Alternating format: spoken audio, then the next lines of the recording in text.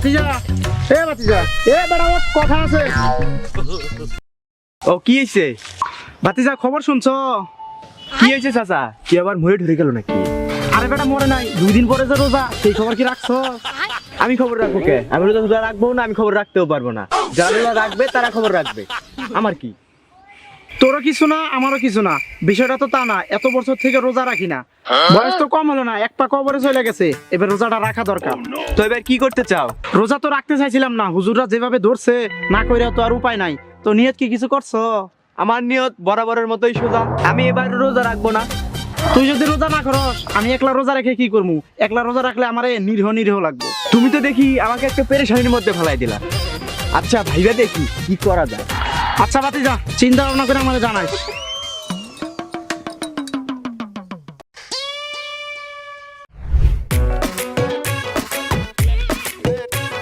তোমরা যুবক, আর যুবক দ্বারা আল্লাহ পাক অনেক বড় বড় যুদ্ধ জয় করেছেন। তাই মনে রাখতে হবে, সামনে রোজার মাস, সিয়াম সাধনার মাস। আর আমাদের সমাজে যারা যারা রোজা রাখে না, তাদের সবাইকে রোজা রাখার তাগিদ দিতে হবে। এই রমজান মাসকে সবাই সম্মান করো, সবাই রোজা রাখো। সবাই ঠিক আছে, আমাদের বাড়িতে সবাই রোজা রাখে, কিন্তু আমার বাবা রোজা রাখে না, বলে গ্যাস্ট্রিক। কিন্তু কোনোদিন দেখলাম না গ্যাস্ট্রিকের ওষুধ খাইতে। আমার একটা কথা আছে হুজুর, আমি কোনোদিনও রোজা রাখি নাই, এবার নিয়ত করছি 30টা রোজা 30টাই রাখবো। আর একটা কথা, আর রোজার দিনে কেউ রাস্তাঘাটে বিড়ি সিগারেট খাইলে এমন মারমু, পশু হাসপাতালে ওদের চিকিৎসা হবে না, এটা কয়ে দিই।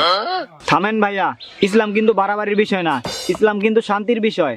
আর আপনি যেটা করতেছেন এটা কিন্তু বাড়াবাড়ি। হ্যাঁ, আমি যেটা করি ওইটাই বাড়াবাড়ি। আমি কষ্ট করে রোজা রাখবো আর ওরা বসে বসে রাস্তায় খাবে। আমার মেজাজ খারাপ হলে কয়ে দিলাম, চোপা চোপা কিন্তু খেসমু।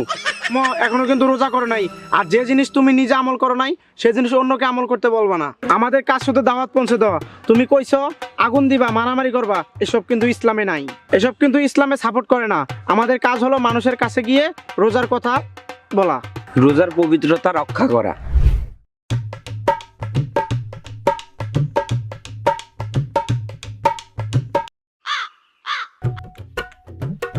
আসসালামু আলাইকুম চৌধুরী সাহেব, আজান দিছে, চলেন নামাজে যাই। কি বললেন ইমাম সাহেব? আপনি এত লেখাপড়া করছেন, জ্ঞান অর্জন করছেন, আর আপনার সামান্যতম চৌধুরী সাহেব, আমি বুঝলাম না। আপনি বোঝেন না কেন? একটা মানুষ সারাদিন রোজা রাখার জন্য 30 থেকে 40 হাজার টাকার ভাড়া সদাই করে ক্লান্ত হয়ে পড়ছে, আর আপনি আমাকে নামাজের কথা বলেন? আপনার তো সাহস কি করে হয়? আপনি বাজার করছেন বলে নামাজ বাদ দিবেন? ইমাম সাহেব, আপনি কিন্তু এখন আমার ধৈর্যের ভাত ভেঙে ফেলতেছেন। নামাজ গেলে পরে নামাজ পড়তে পারবো, কিন্তু রোজার বাজার সদাই না করলে রোজা রাখবো কেমনে? নাউজুবিল্লাহ, আপনি এটা কি বলেন? আপনার এত বড় সাহস, আপনি চৌধুরী সাহেবের উপর কথা বলেন? চৌধুরী সাহেব এখন অনেক উত্তেজিত, আপনি এখন চলে যান, নামাজের সময় হয়ে যাইতেছে। আসসালামু আলাইকুম। ওয়ালাইকুম আসসালাম।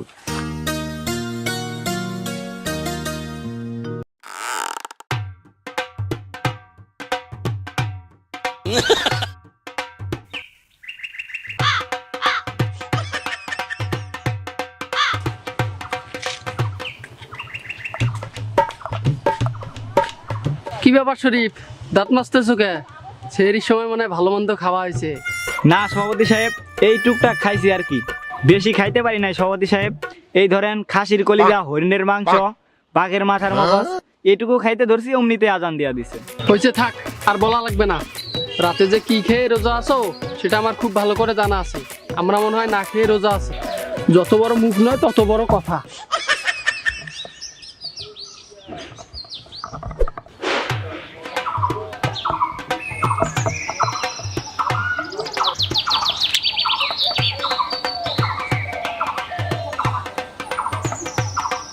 সভাপতি সাহেব কই যান?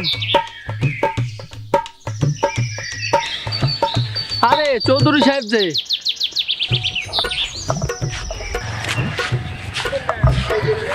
কি সভাপতি সাহেব, এত হন্তদন্ত হয়ে কই যান? ইমাম সাহেবরে খুঁজতেছি, আজকে প্রথম রোজা না।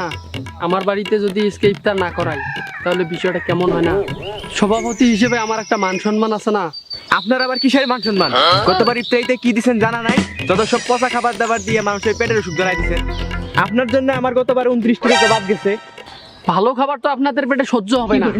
কি বললেন? এই অত্র এলাকায় আমার মতো ভালো খাবার কে খায়? দেখাইতে পারবেন? আপনি জানেন না গতবার 20 প্রকার খাবার দিয়ে ইফতারি দিছি, এটা কেউ দিতে পারছে? আর যাই হোক, আজকে প্রথম রোজা, ইমাম সাহেব আমার বাড়িতে ইফতার করবে। তা না হলে অত্র অঞ্চলে সেরা ধনী হিসেবে আমার মান সম্মান থাকবে না, আর এটা নিয়ে আপনি বেশি বাড়াবাড়ি করবেন না। আসসালামু আলাইকুম। ওয়ালাইকুম আসসালাম। আরে হুজুর সাহেব, আমি রোজা রেখে আপনারে খুঁজতে খুঁজতে হয়রান হয়ে গেছি, আর আপনি এখানে আজকে প্রথম রোজা, আপনি আজকে আমার বাড়িতে ইফতার করবেন। না, এটা কখনো হবে না। আজকে হুজুর সাহেব আমার বাড়িতে ইফতার করবে। আমি আগে হুজুরকে বলছি, তাই হুজুর আজকে আমার বাড়িতে ইফতার করবে। অত্র এলাকার ধনী ব্যক্তি কে? আপনিই বলেন হুজুর সাহেব। কেন চৌধুরী সাহেব আপনি? তাহলে এবার আপনিই বলেন হুজুর সাহেব, কার বাড়িতে ইফতার করবেন? আপনার জন্য আমি জমজমের পানি রাখছি, ওই সৌদি আরব থেকে পিওর খেজুর, 1 নাম্বার খেজুর নিয়ে আসছি। আপনার কি মনে হয় আমি 22 পদের ইফতারি দিয়ে আজকে আয়োজন করছি? আমাকে কি আপনার ছোট মনে হয়? আপনারা চুপ থাকেন, আমি আপনাদের কারো বাড়িতে আজ ইফতার করবো না। কেন হুজুর সাহেব? কি বললেন ইমাম সাহেব? আমার মুখের উপরে কথা? আমার সাহস তো কম না?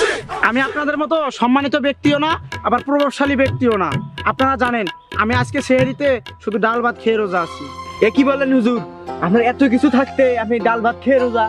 কারণ আপনাদের মতো আমার ধন সম্পদের অহংকার নেই। আপনারা মাছ, গোস্ত, মাংস, পোলাও খেয়ে আজ রোজা রাখছেন, আর এইটা মানুষের মাঝে অহংকার করে বলে বেড়াচ্ছেন। আপনাদের দিনও যাচ্ছে, আমার দিনও যাচ্ছে। আপনারা লোক দেখানো ইবাদত করছেন, আর আমি আল্লাহর সন্তুষ্টির জন্য ইবাদত করছি। আপনি ঠিকই বলেছেন ইমাম সাহেব। আপনারা একবার ভাবুন, এইসব কথা যখন আপনারা গরিব অসহায় মানুষের মাঝে বলেন, তখন তাদের কি রকম কষ্ট হয়।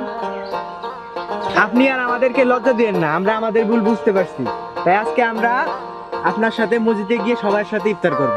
তাহলে চলেন সবাই।